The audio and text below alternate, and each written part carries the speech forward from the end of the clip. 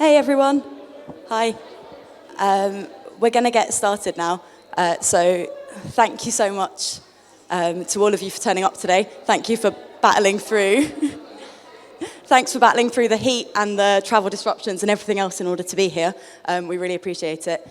I know there are quite a few people who weren't able to make it given the circumstances. So just for your information, the event will be filmed and then it'll be put online afterwards so people can catch up if they weren't able to get here.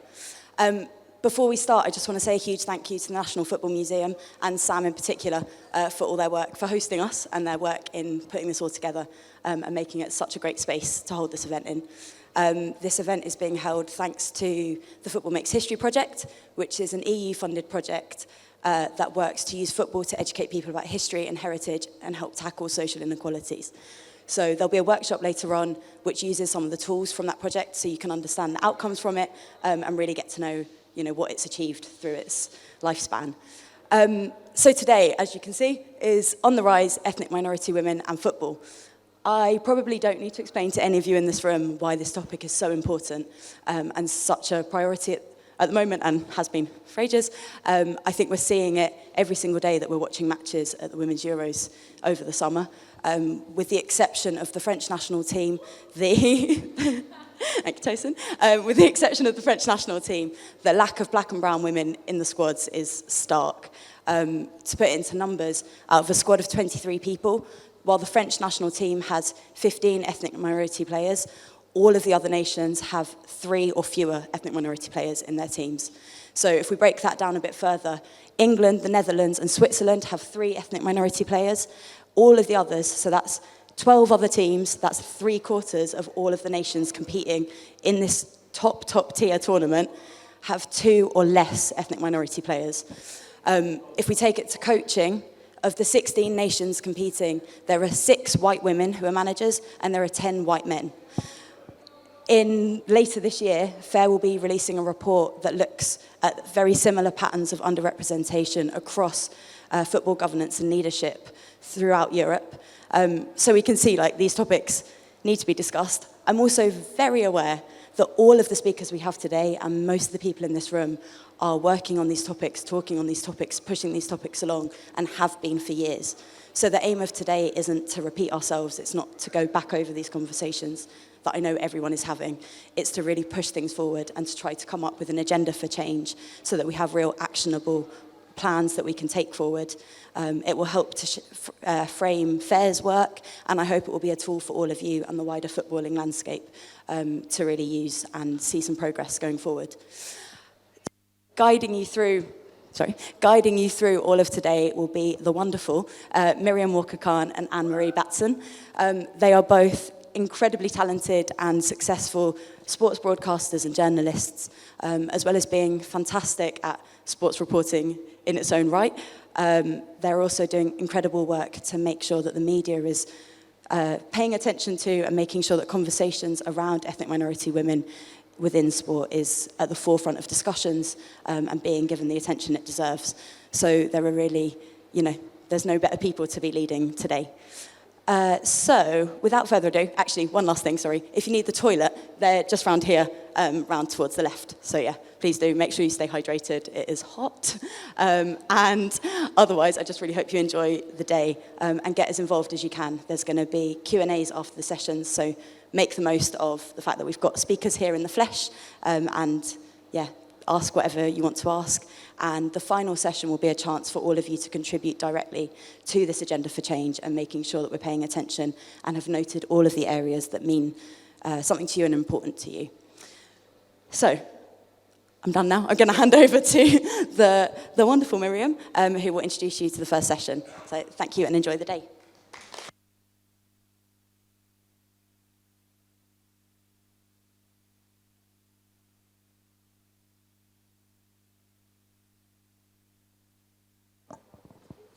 Hello, welcome to Manchester. It's sunny. We're going to pretend it's not hot or that we don't have sweat patches, because I do. So first up, the first panel is called Setting the Scene. So can I introduce Eartha Pond and, Anika Leslie Walker to the stage, please.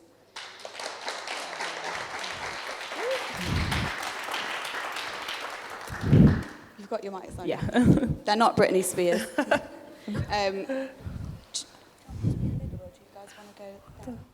Sorry? Yeah, I can do.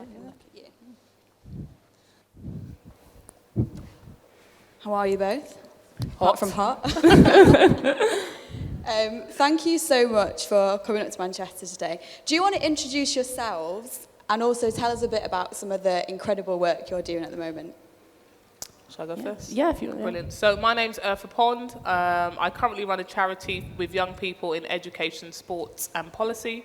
I also sit as a non-executive director on the women's football board for the FA. And yeah, that's what kind of keeps me quite busy. From a player's point of view, I signed for Arsenal at the age of 12, and I've been playing, I guess, at the highest level for a number of years, and I've seen the development from a almost grassroots part-time participation to where it went to full-time and played in the WSL for a bit. And yeah, my main ambition is to help the game grow, and that's really what I want to do within my role on the board. I think I've got quite a unique insight as a black player, a female player, someone who's played from playing in the boys' leagues to playing with women, and having experience in the international setup as well. So really looking at how we can make those spaces a lot more resourceful for the next generation coming through, and actually looking at what is that generation coming through and how can we shake that up a little bit. Anika?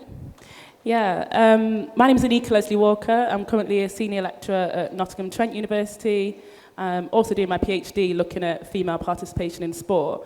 Really excited about this event, as Eartha said, to think about how we can create change, even though sometimes it starts small. The main thing is to try and increase that as much as we can. A bit of my background, I started off at Bedfordshire FA as a football development officer with a remit of developing women and girls football. Following that, I kind of went on, decided that I wanted to work in education. So I did a master's in sports management and then a teaching qualification. But since then, always, even though I'm kind of teaching sports students, always had a remit of women and girls. In the past, kind of recently, did a kind of event here actually with a colleague and the Afghan women's development football team, and kind of bringing them to Manchester and letting them watch Manchester City Ladies, which was a great event. And just aside of that as well, I do work with Manchester FA, so I've been an observer on their board, which has been great, kind of looking at what they do on the ground and how we can strategically change that.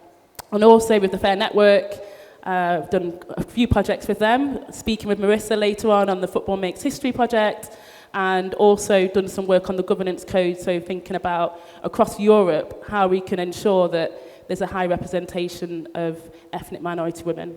So hopefully that gives you a little bit of a background. So you guys can ask questions at the end for 10 minutes as well. So do think of anything that you really want to know. This panel's called Setting the Scene. What would you both say is the current scene in this area? Yeah, development, I would say. Like I say, I started at Bedfordshire Football Association in 2008. And in 2009, I went to the Euros in Finland, and that was a very different event to what the Euros was here. So I think there's definitely, as a whole, developments, but thinking about ethnic minority women, it's a very slow change. Like, we have to face reality. There's a lack of representation, there's a lack of support, whether we're talking about governance, coaching, education. I see barriers at all levels of the game. Yeah, and I think just to add to that, I think it's really important in terms of a lot of the time we see either access or opportunities, and actually we need both. I think one doesn't go without the other. And it's really about not just having a tick box exercise. How are they sort of intrinsically invested in where the game needs to be, and how can we ensure that we really make it a sport for all? And what we see, I know they often say you have to see it to be it. We're not seeing much. So actually, how do we get these aspirations? How do they believe that those spaces are for them? And I think the more we have representation, the more they believe, actually, this is somewhere that not only I can be in, but actually I can make an impact and help drive forward. In terms of you both, I'm sure for a lot of your careers, you've been the only black woman part of those conversations or in the rooms at a lot of times. How are you both, like, after all that work and doing that? Because it's exhausting, isn't it? It is. I was going to say tired. It is really tiring, but I think because we don't know anything else, it's just a natural default setting. And I think the thing that drives me forward is especially the work around young people and the next generation. I think we're doing some great work and we're breaking down barriers, but this new generation, they're going to be smashing down some doors. I tell you, they are even a lot more resilient than us. So for me, it's about how can we, I guess, prepare them and nurture them to believe that these are their spaces as well. And what does that look like? How can they not necessarily have the same, make the mistakes that we've made, but actually how do we get them having new failures and then overcoming that? So actually we're constantly making that slight progress and moving the dial forward. So that's the thing that drives me. Anika, obviously it is tiring doing this work, but do you see it as kind of a responsibility? Not that you should have to do that, but do you see that as why you're passionate about this? Yeah, definitely tiring, exhausting. Sometimes it can be challenging as well. The current governance piece that I'm doing with Hayley, we're researching women, ethnic minority women in governance. And I was presenting at a conference in Rotterdam to a room predominantly of white middle-aged men and 2 people from an ethnic minority. So when I'm explaining to them how I might feel in that room or kind of barriers that I faced when being in a boardroom of all white middle-aged men, some very good allies, some very good mentors, but at the same time, it's quite traumatic.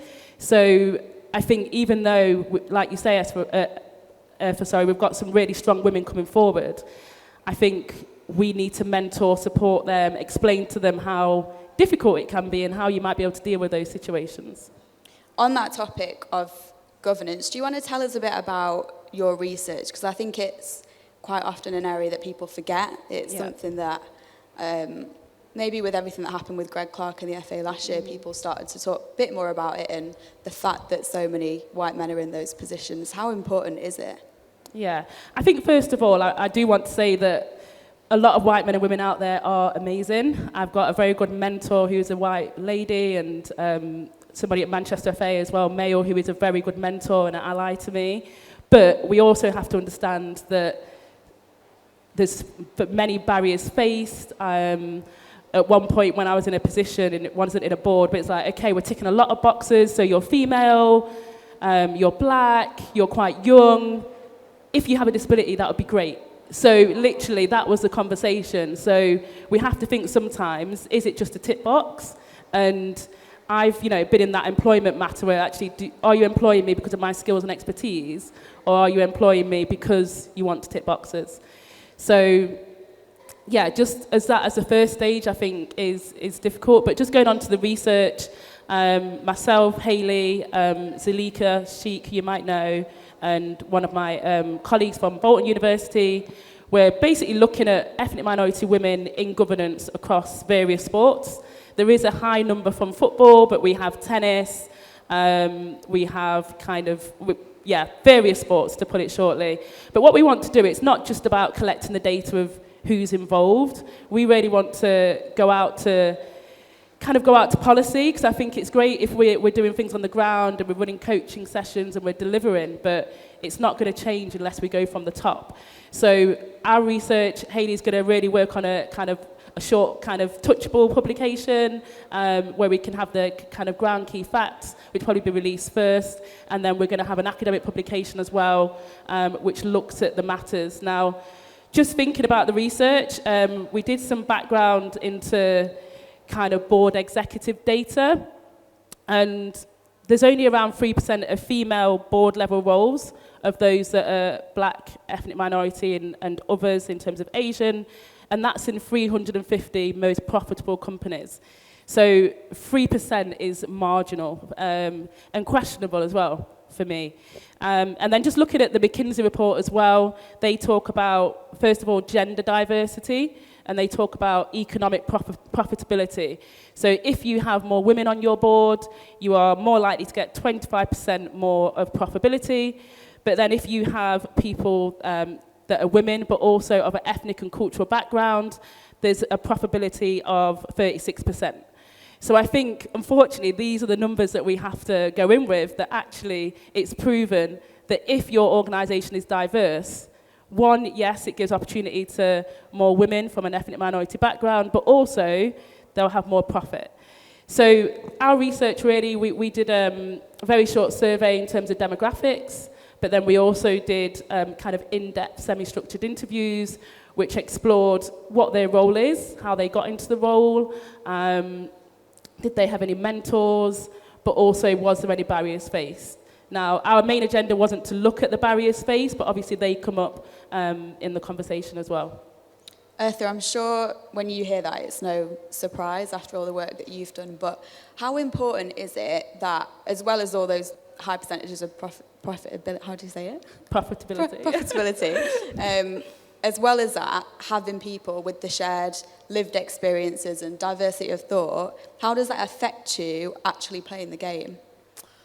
I think it's really important, and I think it's essential, especially around the assumption. I think that's the thing where people assume that someone needs something or someone's thinking or feeling a certain way. I think having that lived experience and sharing that and not just using it as a generic brush for everybody is really important. And I think that's why I'm able to use both my knowledge and expertise in education and being a teacher similar to Anika and having that diverse classroom, and I'm able to bring that into the boardroom in terms of subject knowledge, in terms of cultures, in terms of accessibility, and maybe some, points that they haven't even thought about. So one of the things that we looked at, looking from a black player's point of view, it's not really common for black households to have young girls or young kids sleep out quite early. So things like when we're having England camps and squads and getting girls to sleep away from home, already that could be a barrier where parents are like, yeah, you're not going to camp no matter what it is because you're not staying out. So it's having those insights and knowledge on the ground, that granular data to say these are the things we need to be looking at. Things like we're looking at cost of living crisis. There's things like shared resources in household, whether that's toiletries, etc. Now to tell a child to go to a camp, that's a whole new set of expenses that maybe some families and parents from specific areas can't fit the bill for. So actually, we want to do all this work and we've got all these nice glossy strategies, but what is that culture where those girls are now going into? Is it right? Is it ready to even receive things like that? So for me, it's really important to not only see what's happening on the ground and with the girls and how it's developing, but what does that look like in terms of bridging that gap in the boardroom and not just being a talking shop. What are we actually doing? There's loads of these things that we've been saying is going to happen for a very long time, even from when I was a player. Where's the action? Like, that's the bit that's really important. And not just what do we do now? Where's the longevity? What are we doing next? What we're doing in the next 5 years? How does that look on that sort of continuum of progression? So those things are really, really important. Why are they so important? Because if you told someone maybe one of those things, it might sound like a really small thing, but within different communities and cultures, there are so many little things that could become long-term barriers. So why are they so important to ingrain in other people who don't come from those backgrounds? I think what's important is we're seeing a replication of cycles. They're barriers that have been around. They're not new. They've been around for 10, 15, 20 years, some of them. I done a talk yesterday at a community centre for Jason Roberts Foundation, and I was sharing a unique story that I thought was very unique, that actually funds weren't great when I was young in order to get to football from West London to North London to play for Arsenal. Now we've got lovely Oyster cards in London, but before we used to have the normal tickets that you had to put in and push out. And I had to actually use, where you put your luggage, your suitcases through the flat bit. So during rush hour, I'd scoot through there, and that's how I'd get through on the train. And literally, like, the group of girls were like, I was like, what's wrong? They was like, we do that now. I'm like, 20 years later, we've still got these same barriers that I thought was like me just being really brainy and being able to sort of navigate the system. And these are the things that actually, again, looking from a strategy point of view, I mean, a lot of the time we talk about things like accessibility, and actually it's quite open and honest that women's football currently is a white middle class sport. Let's not beat around the bush. So how can we bring the football back to inner cities? How do we really get that wider talent pool to have the best team, both on a sort of league level, but also on a national level? I think we'll be quite honest that with the resources, the game's gone through the roof. The players have got even better. But actually, do we have the best players playing for our country? or do we have the best that have been able to access the resources playing for our country? That's what we need to be really honest about. So again, how do we get more girls involved? And I think the new sort of emerging talent centres that we're now bringing in, so actually you have to be an hours away from the ETCs to be able to train. It's going to be better football, more accessibility, more diversity, but we're a decade too late. So we're talking about there only being 3 players of colour currently in the squad. I don't know how many there is waiting to come through the wings, which ain't much. So we're still not going to see it in that next wave, and we're going to have to wait for the wave after that before we really start seeing where we didn't do the work 5-10 years ago to be able to catch up to places like the French national team. I was going to say, the FA always say, when they're having these conversations, there's loads of people in the youth teams that are going to come through and it's going to be fine in like 5 years. You're both on FA advisory boards. Are you having those conversations, and do you feel like you can challenge them in those spaces? And in 5 years, will you say, where are those people you told us about 5 years ago? I think for me in particular, I think I was kind of very open. I'm not going to be on the board just to be a tick box. I'm going to have to share my thoughts and opinions of why there's no point me sort of being there. And I think one sort of key moment for me was there was, again, previously the issue where there was, during COVID, there was no players of colour in the squad that was picked, and there was all this uproar in the media. And then the next day they called up Ebony Salmon, who'd been scoring goals in the league anyway. So I was like, 24 hours, she weren't good enough. 24 hours later, she's now good enough for the squad.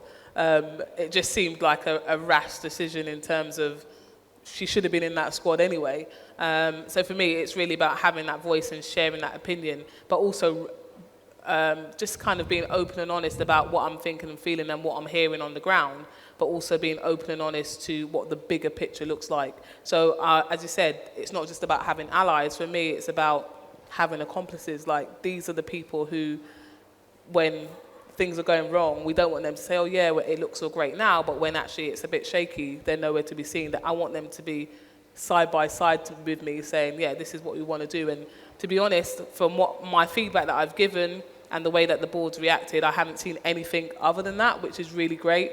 I've had mentors, not just from the women's board, but even people from the main board that sort of reached out to say, what is it like down there? Like, do you have a voice? Do you feel comfortable? Do you need a mentor in addition to what the women's board is? So for me, it sounds great, but as I said, for me, my main thing is don't tell me, show me. So when I see it, then yeah, we can move forward with that. Did you challenge them on that Ebony Salmon thing, and did they? Just because from covering that story from the other side of it, it felt like a very different experience for me. I wasn't on the board at the time, but it is something that I've obviously mentioned in terms of what does this game look like, a game for all, and currently it doesn't look like that in here, and here. And it's not about just pointing at the problems. I'm really about solution finding. Like, what are we going to do? How can we make it better? Like, do you need more insights from on the pitch, from the community, from the youth club, from the different spaces where we're trying to get all these young girls to be part of our game, whether on the pitch, refereeing, coaching, in the boardroom. For me, it's really about getting that feedback, and as I said, not about making that assumption. I think there's been a lot of assumptions that's been made and a lot of money pushed in the wrong areas. So yeah, it's just really being a bit more smart about how we're really looking at what we really want to do in terms of strategy and what that looks like in reality. Definitely. Anika, how's your experience been with the FA board?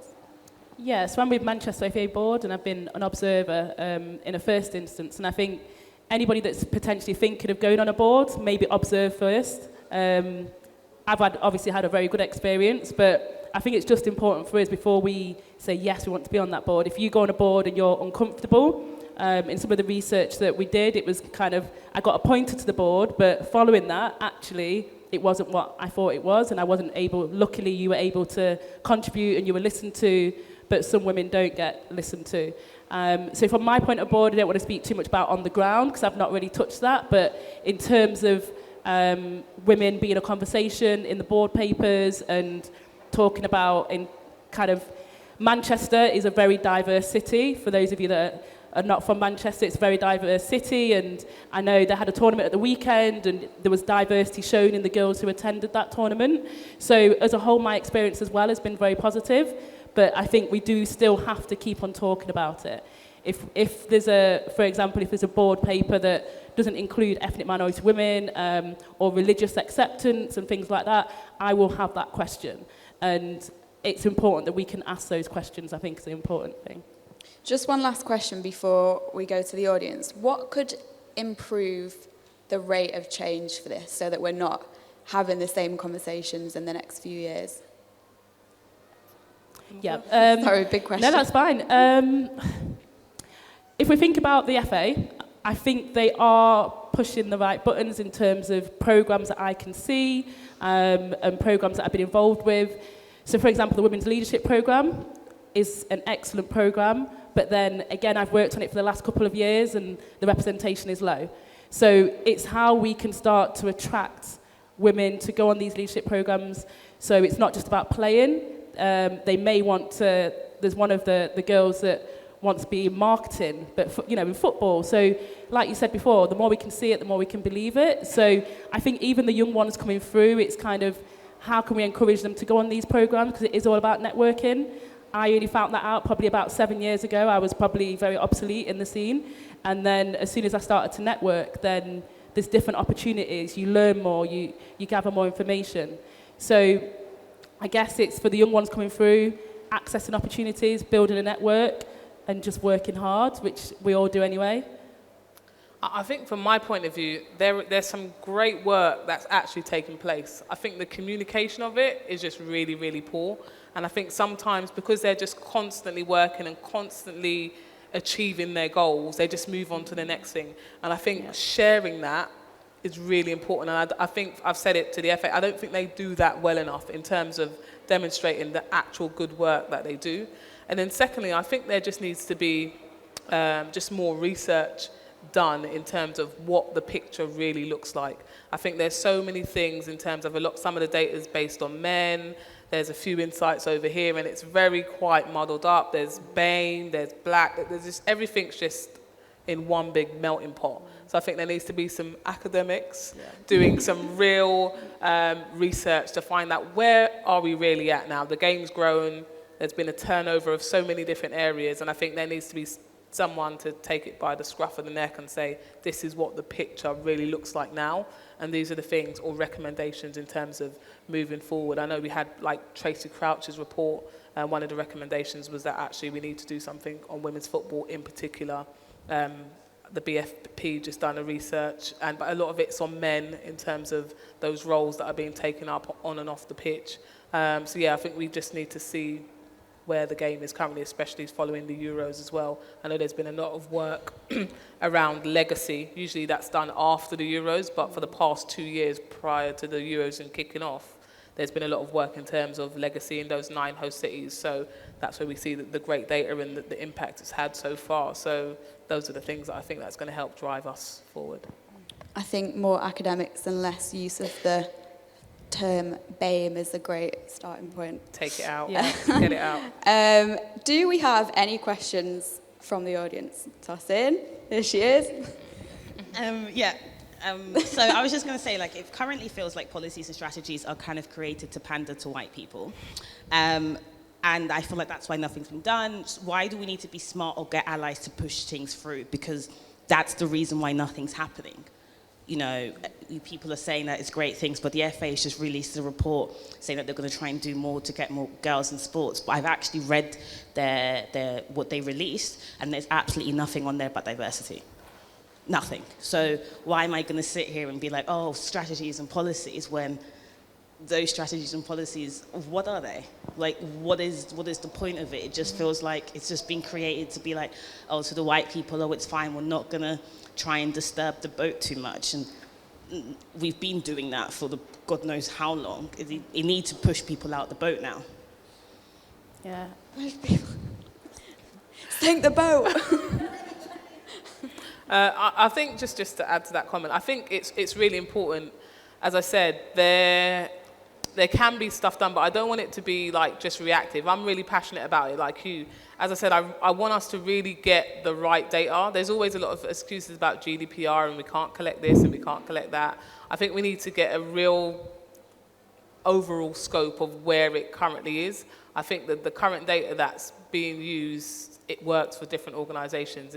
They'll make it work, those numbers work for them, the others will make it work for them. So yeah, as I said before, there needs to be an overall picture in terms of that sort of diversity.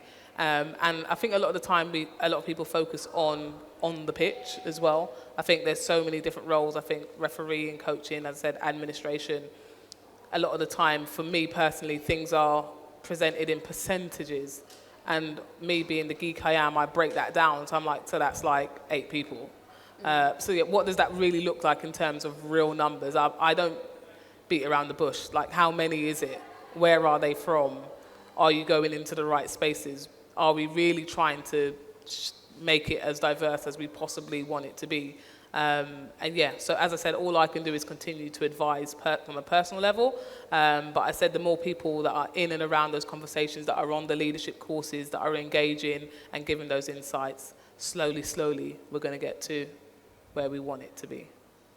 Yeah, I'll just add to that as well, Tosin. I agree with your comment, and I think, again, I understand kind of like the dichotomy between policy, grassroots. You see what's going on down there, and I think what we need is more people like yourself, because the FA report, did they have anybody in the room that was diverse? Maybe not, I can't speak on that, but we need more people like ourselves in the room to be there to actually question those points. And just from my own personal experience, I think it does come from the top. And even the funding amount comes from the top. So unless we've got that data to talk into creating change, then it's not going to happen. So yeah, I know it's really tricky, but yeah, hopefully we can navigate that and we'll see change. Hayley. Thank you. Mine's just a bit of a follow-up, really. I wanted to ask you, Anika, in particular. I think I really struggle with this argument around we need data, because I think we're all here, we all know what the reality is, and we have these conversations. So how do we get this balance between like having to constantly prove where the issues are when they're so blatant? And I think the reality is people need to listen to like black women in particular. Yeah. There are people around the table who are voicing these all the time. Why do we need to prove it by spending thousands of pounds on like a report when there's literally like yourselves in the room saying this is your lived experience, your expression in that meeting is data. Mm-hmm. So I'm interested in your perspective, Anika, because obviously we look at like that quantitative data all the time, which, as Eartha said, can be really misleading.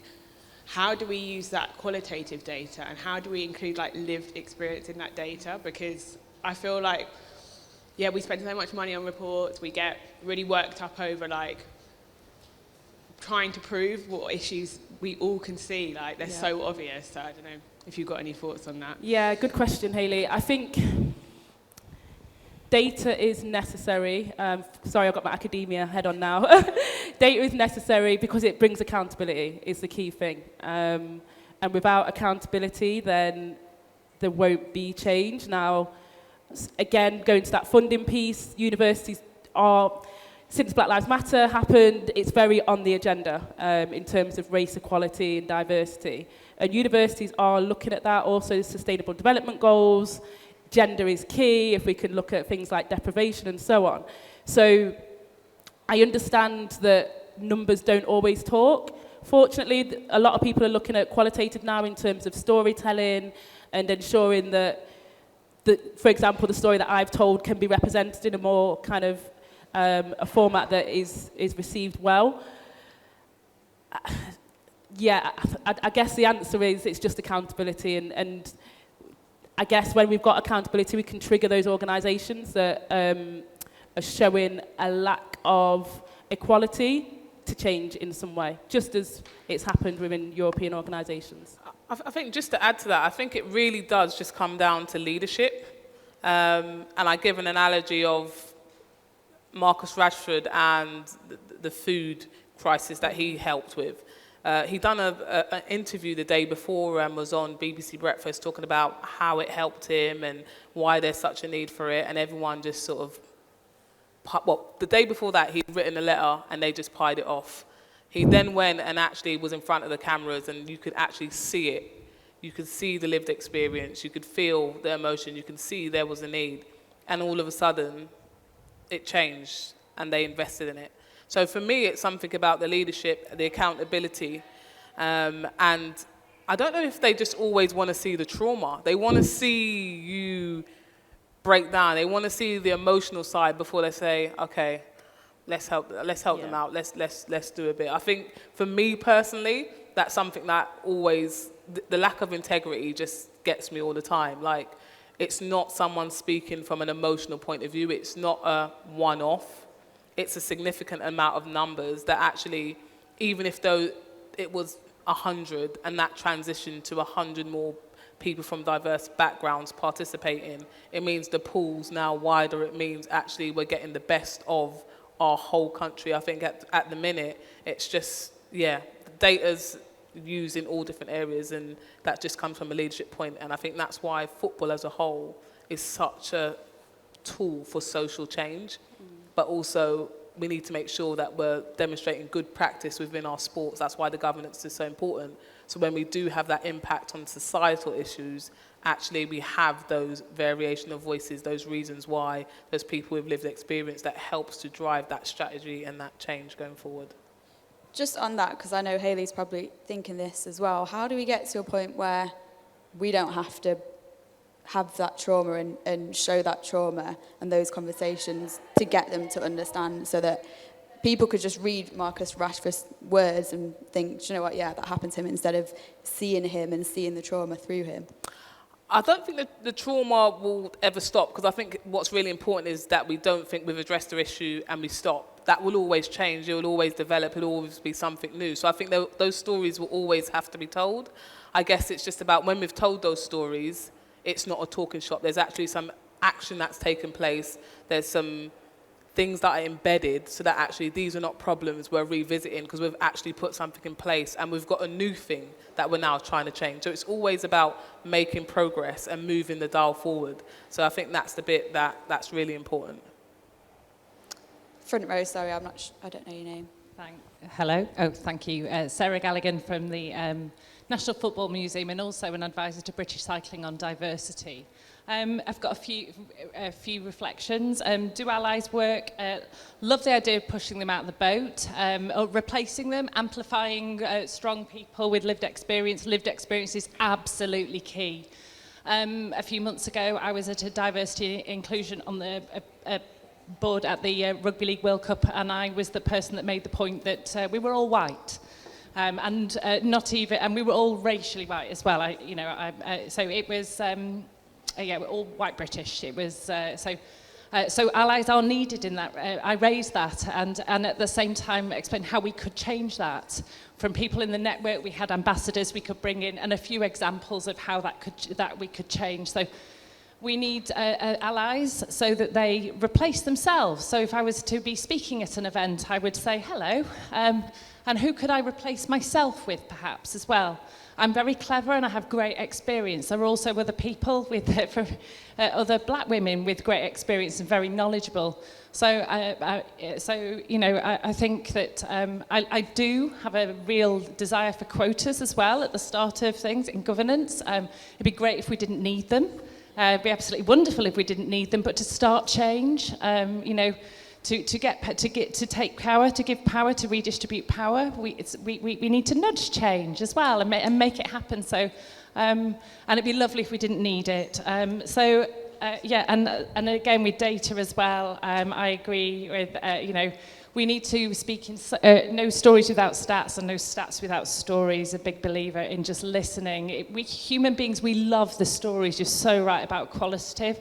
But, some people, if we're going to play to the old boys club as well, we need to prove it, get armed. It's as a white woman, I have to work harder than a white man. As black women, you have to work harder than me to get heard. And whatever tools we can arm ourselves with, I think really helps. So I've really like, you've taught me something as well today as well. I didn't know about young black girls being less likely to stay out of the family home. So I'm here to learn today.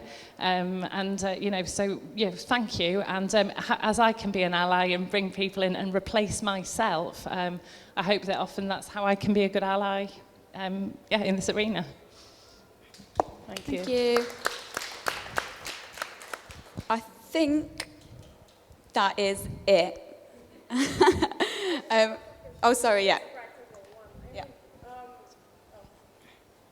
So it's like a very practical question because I'm a coach, I'm a leader from Denmark. I've helped create several female football departments in areas where the majority are minorities.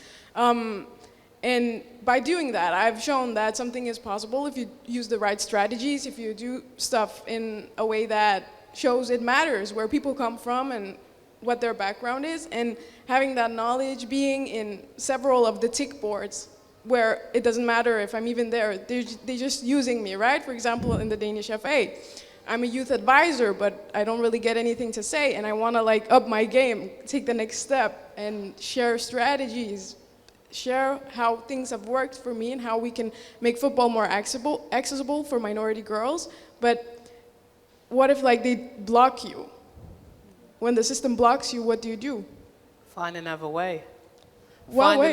Find another route. As you said, like Anika said, in terms of networking and reaching out, there are allies out there. There are people that are in spaces to be able to hold that door open. I think it's really important when we're in there, we don't go in and close the door behind us and be like, yeah, we've made it in. Because when something goes wrong in there, and we say, oh, help, everyone's like, oh, we don't know what's going on, you close the door. So it's important we wedge that door, we let some others in as well, like yourselves, that are leaders, that are young people, that are even going to help us in order to challenge. So I think it's important to network. I'm happy to share my details with you because you sound like someone who's ready to get things done, which is really important. And it's looking at how do we keep improving. It's about how do you make progress. And I guess for progress for different people means different things. Success is different for different people.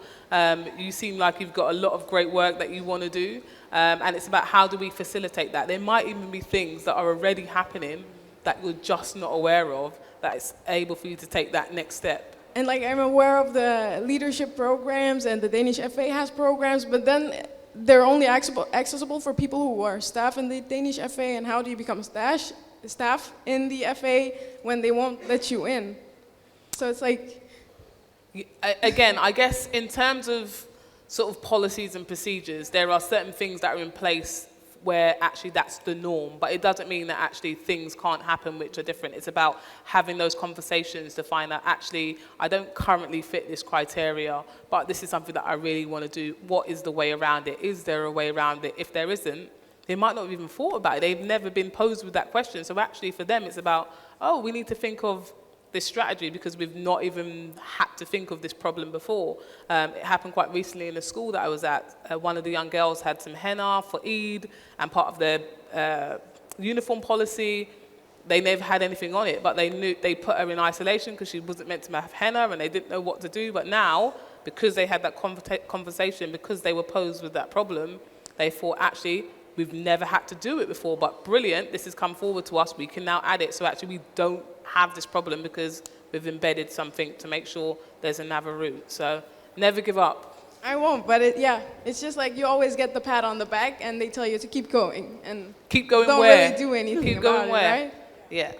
I think if the door's closed, chuck a big brick through a window and make your own way in. Can we have a big round of applause, please, for Eartha and Anika? Thank you so much, guys.